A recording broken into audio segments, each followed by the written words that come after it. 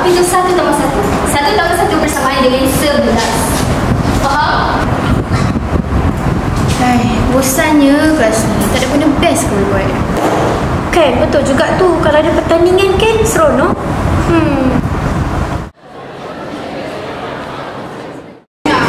Panas sekali lagi. Ada apa tu? Kenapa ni? Wah, pertandingan menyanyi. Menarik ni. Kena bagi tahu yang lain.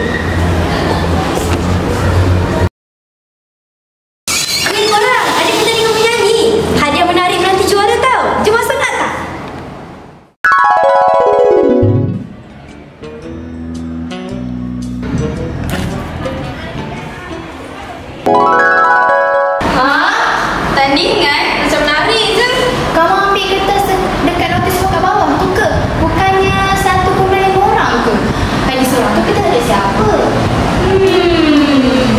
Pandang aku pula. Aku tak terlibat. Alah, boleh lah. Yelah.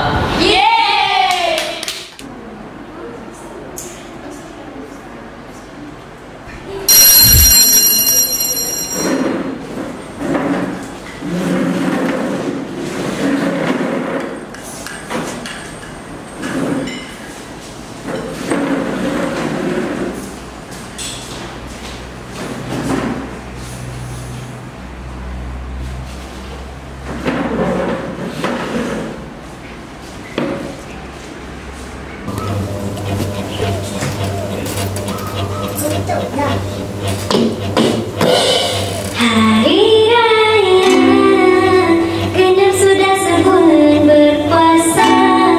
Hari Raya, mari ramai-ramai kita gembira. Di hari Raya, kita saling bermaaf-maafan. Hari Raya, mari ramai-ramai jemput ke rumah. Sesudah sebulan kita berpuasa, berikan lapar dan juga dahaga. Kasih puasa memberikan kita hingga sebenar hari akhir fitri. Makan dapat ya? Hari Raya, sesudah berpuasa. Hari Raya,